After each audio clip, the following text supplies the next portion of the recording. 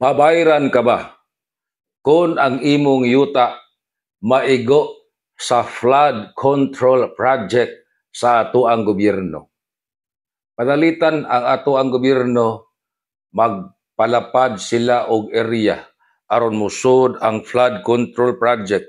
Unya na sudyod sa imuhang yuta base sa subdivision plan, base sa titulo ug uban pang mga dokumento nga ebidensya sa imong yuta. Dito gyud sud ba sa pribado nimong yuta ang flood control project?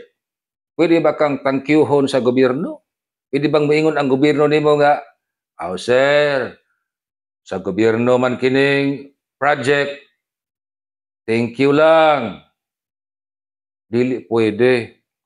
Bisan pa og flood control project, kinahanglanon kaayo para maminusan ang pagbaha dinhi sa ato.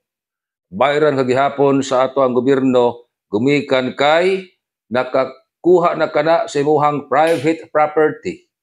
Og timan-i under Article 3, Section 9 sa 1987 Constitution, no private property shall be taken for public use without just compensation.